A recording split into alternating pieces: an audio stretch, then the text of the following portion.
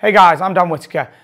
We're having a look at the last part in the series today of taking the timing out of your swing by learning how to deliver the club correctly into impact.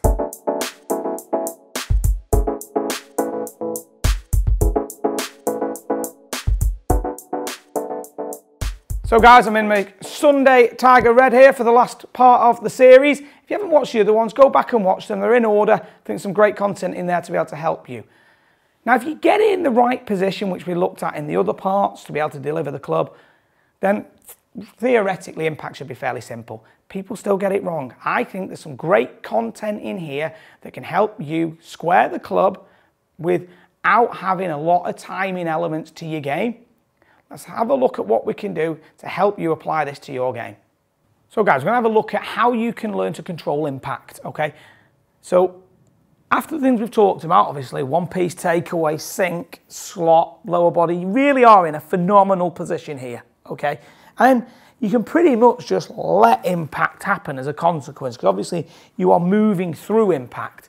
But I've just had a guy up recently who was in the most sensational position you could imagine coming into impact, yet he still had the club face open and was hitting push cuts. Okay, but honestly, the club face coming in, the arms, everything were fantastic, but he kept hitting these shots to the right. Okay, so what was happening?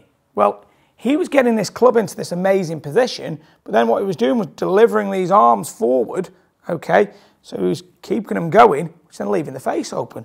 Because the further forwards he kept going, he was trying to trap the golf ball. He had a load of shaft lane, but the hands were past his leg. Okay. Or you can have someone in an amazing position like this who then just lets it go because they've always scooped. But both of those are just suddenly letting it go, so you haven't really got the control of what's happening to the club face or getting your arms and your body completely matched. So in my video that I did recently on how to deliver the club face, okay, talked about having the club face parallel to your spine here, okay, in this position, okay? But your right hand will be on top of the golf club, okay? Now, what we're then looking at is how are we going to be able to get the club to move with the body. Now, what happens is the rotation of this arm, okay, in this direction, if we have a look, it rotates the face. So it's rotating that face around, okay? If I keep that arm going, it leaves that face open. So we're trying to allow that club face to work in via that upper arm working into the body. So it's supinating or rotating inwards. You'll feel it from in your tricep here, okay? You'll feel how that's tightening and pulling inwards, okay? And it's part and parcel of the shoulder opening up, okay? If you open the shoulder up, the arm will just come in on its own. If you've never let the arm come in on its own, you are going to have to feel it, okay? Will it be manipulating it? No. But will it be a conscious thought and action? Of course it will, because you've never done it before, you've done the opposite, okay? It's a bit like saying, if you've always let it go here and feeling like your right palm is covering the golf ball and pressing down and trapping it, that will feel like that if you've always let the club go early and scooped it. So the same will be if you've always taken it out here, okay? Letting that left arm go in with the shoulder opening, it's going to be key. So the left arm is what is allowing the face to rotate back into square, okay? But I'm not doing anything with my hands for that. So that's the timing element would be if I'm flipping my hands like this. See that rate of closure with those hands is so quick, okay? Ball's only in the face for 4/10,000th of a second. I've got to time that. Don't really fancy that. Okay, but if I'm not doing anything with the hands and I'm just letting this arm rotate in, but via that shoulder opening. If that shoulder stays square and rotate that arm in, I'm still going to have the club face a little bit open, so it's got to be that whole left side, okay, opening up. Biggest bit is the shoulder going backwards, so this left shoulder feels like it's retracting this way. So I'm over that left side and it's opening, okay, and you can now see from this angle here, this arm is away, and then that gap closes. As that gap closes, that's what makes the butt of the club go left, okay? And it's retightening in that left armpit.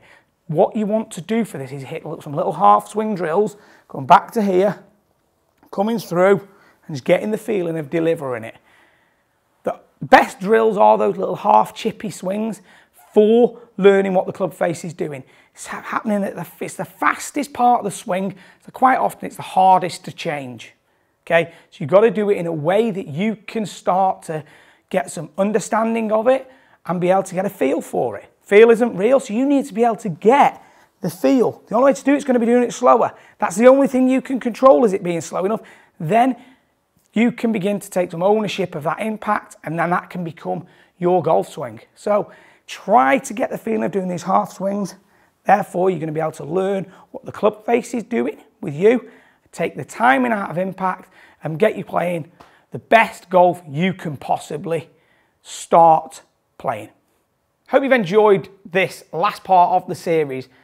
Please comment below. I'd love to know your feedback on what you think of the series.